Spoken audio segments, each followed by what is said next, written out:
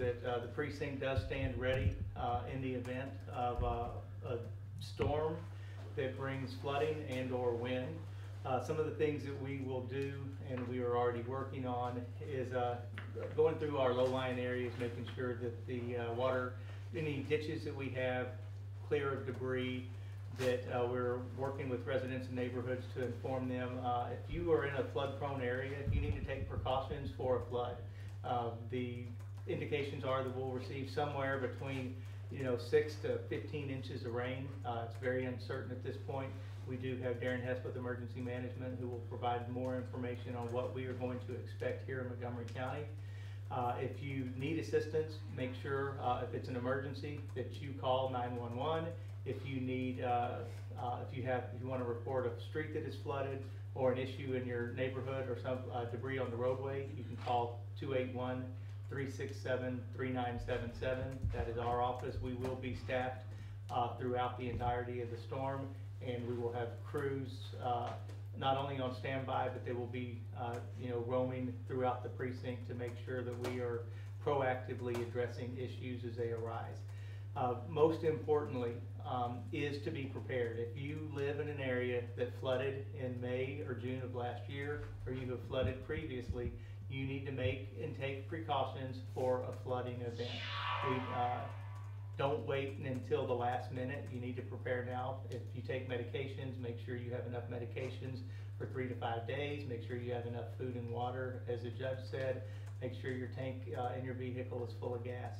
We want to take this event very seriously. While there's much uncertainty in exactly where the storm is going to make landfall, we do expect to be impacted with a significant rain event no matter where the storm hits. So it's very important that you take precautions. We've been coordinating efforts with the various fire departments, with Constable Ryan Gable's office, with the Sheriff's Department. We're all working hand in hand to make certain that in the event of a disaster, that we are working together to make certain that our community is taken care of. One of the places that you can find information out about the storm would be on precinct3.org, as well as Darren's going to give you some information on where emergency management is going to be posting throughout this event.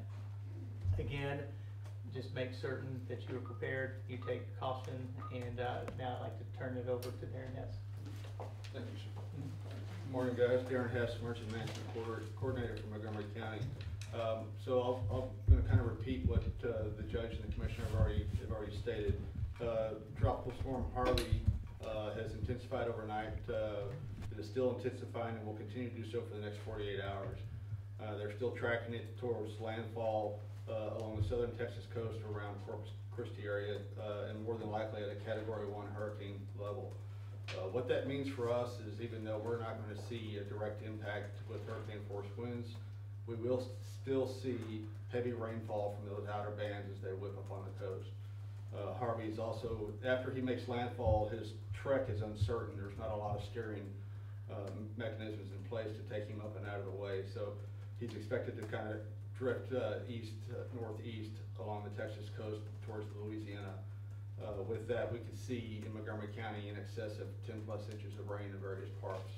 What does that mean for us? It means street flooding. It means flooding in our low-lying areas.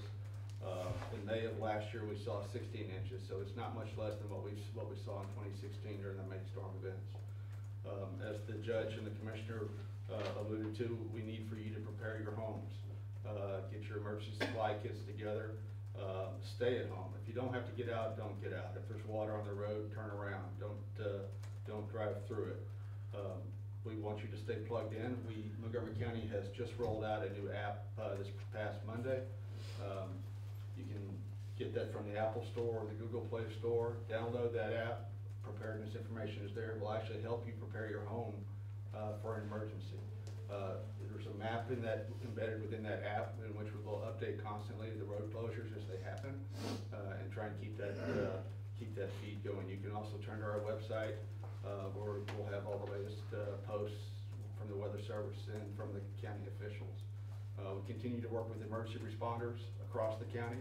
The whole county will be impacted, and so they're all making staffing arrangements now. They're ramping up their rescue operations, and everybody is moving towards the same concerted front, which is take care of our citizens.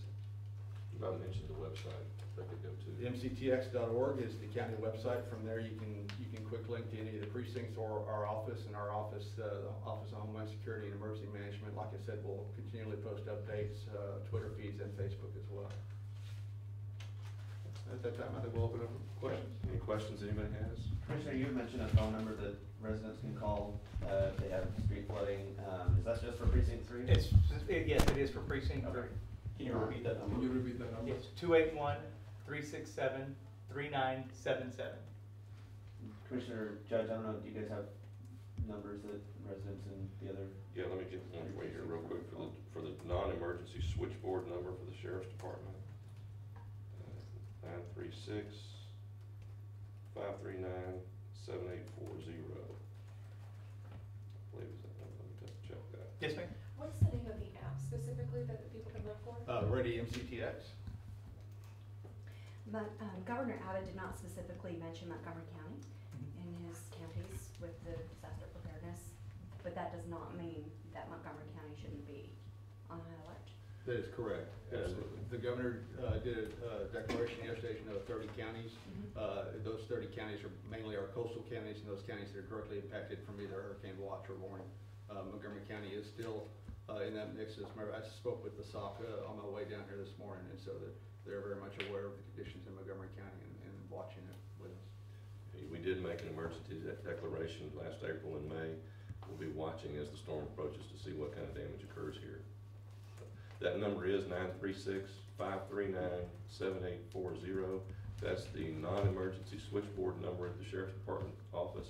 If you see something that's occurred that's not an emergency, not a 911 emergency, but does need to be reported to law enforcement or to one of the commissioner's offices, that's a good number to call.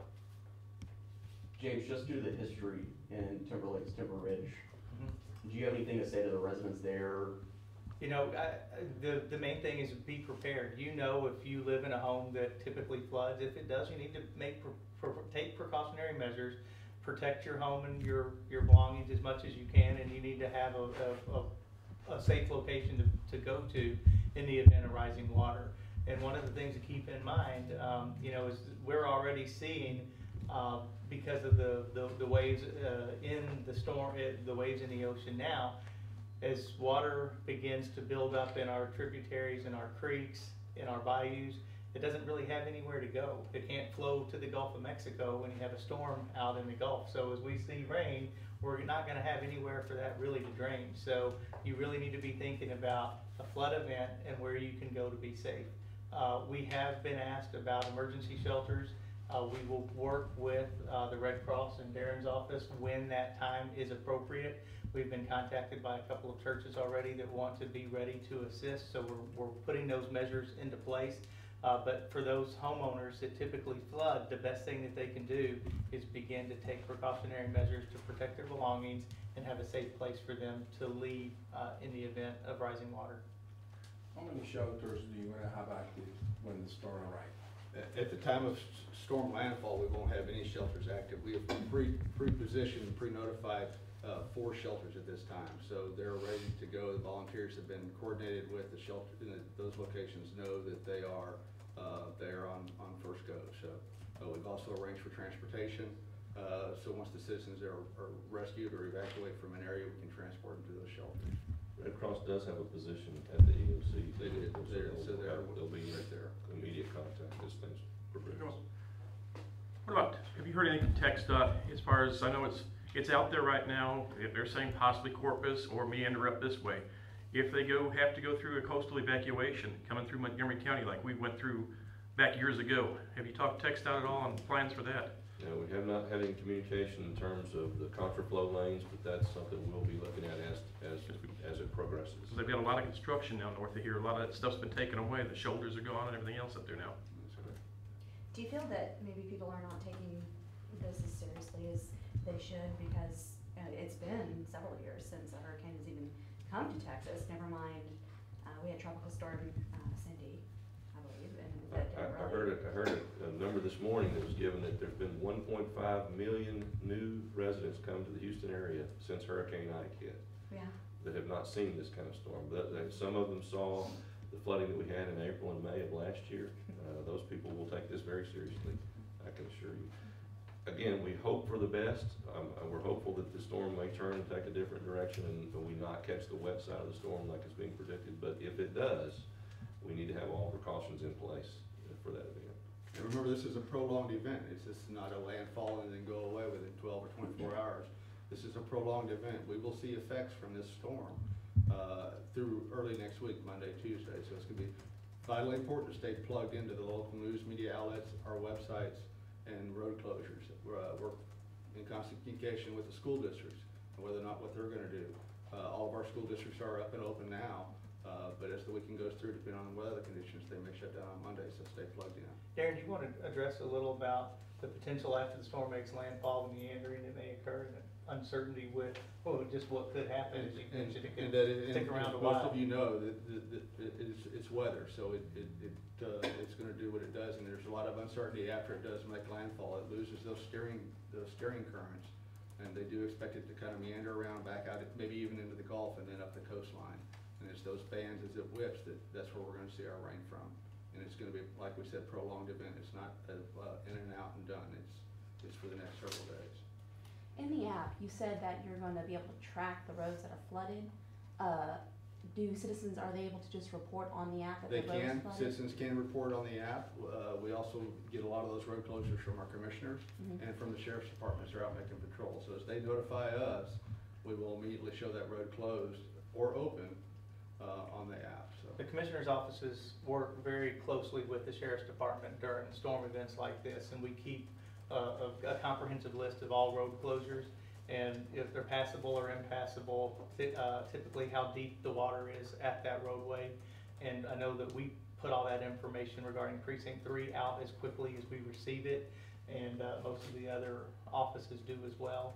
And again, you know, the main thing is you come up to a roadway, turn around, don't drown. You don't know how deep that water is, and in some areas, you know, it may look like it's just right over the curb, but we'll have water, you know, several feet high on the roadways. And again, there may have been a portion of that roadway that's washed out underneath that water that you can't see till it's too late. I have talked to all the commissioners' offices. They all do plan to make notification to the EOC as they get road closures, and so they're going to keep that updated. That's probably going to be the best source countywide for road closures in Montgomery County. Darren, is that going to include the city of Conroe? it will, yeah. Okay. And then, real quick, it seems like it probably should be common knowledge, but obviously, you know, it's not. Can you sort of address the importance of residents calling the right phone number when they are in a situation in terms of non-emergency versus calling 911? That's correct. Day to day, Monday through Friday, the emergency services are already taxed, and when we, at times during an emergency, when seconds are really critical, it's important that you think about that number that you're dialing. 911 is reserved for emergencies. Use that only if you have a true emergency. Use the non-emergency numbers to reach out and contact the sheriff's department and either emergency responders, commissioners, or even our office. And kind of add to that, you can protect our emergency service personnel and first responders by not putting yourself in a situation where they have to be called in to rescue you. That preparation can help avoid that. It can help avoid danger to you as a citizen and to our first responders as well. Any other questions?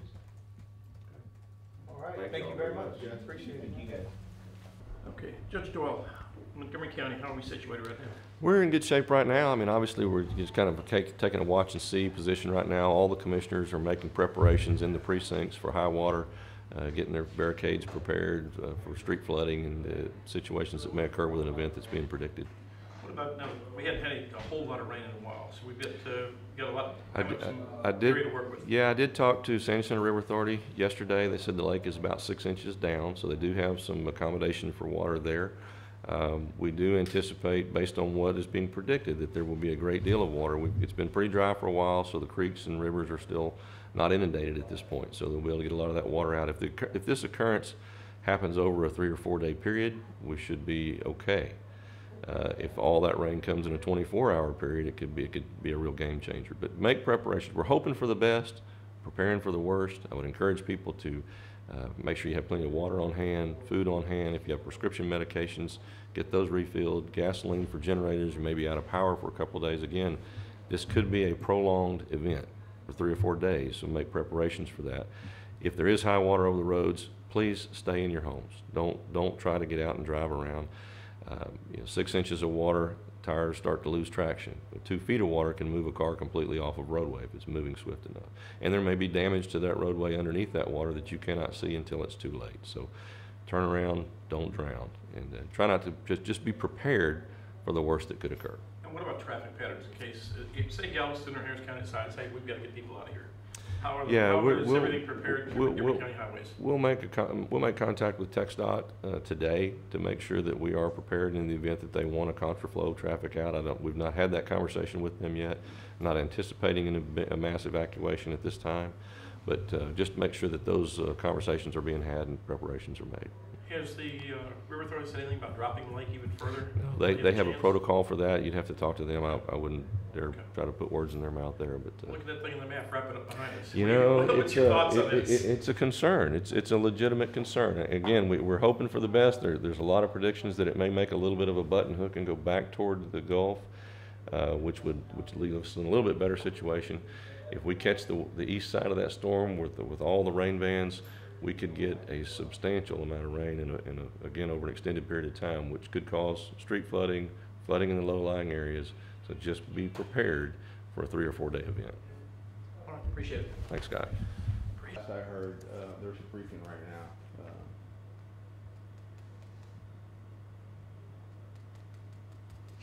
Yeah. Okay. First of all, name? Darren Hess. Last name. First and last name. D-A-R-R-E-N H-E-S-S. And title? Director of Homeland Security and Emergency Management Coordinator for Montgomery County.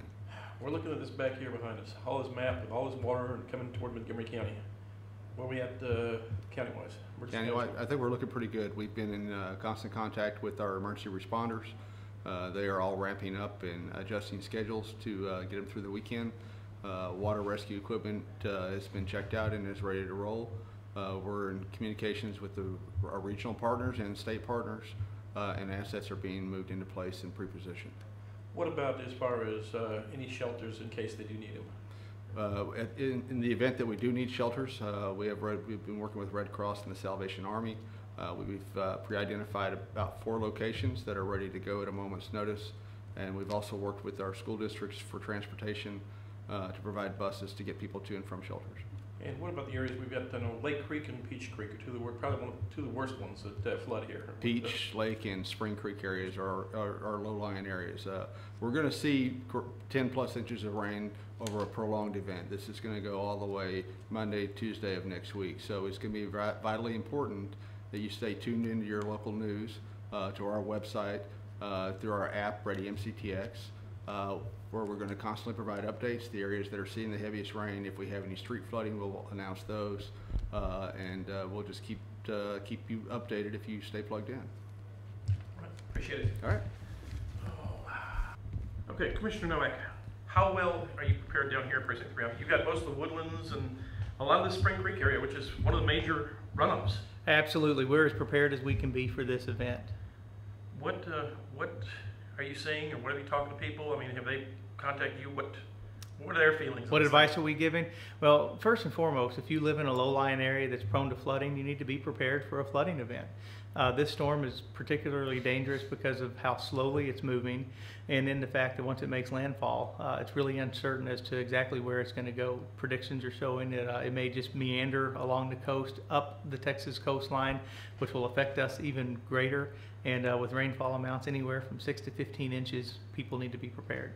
What about, you've got Spring Creek, one of the biggest tributaries moving right through your precinct, or halfway through your precinct, I guess you call it. Absolutely, and Spring Creek is always is a flooding issue almost any time it rains, and especially when you see in excess of 6, 8, 10 inches of rain.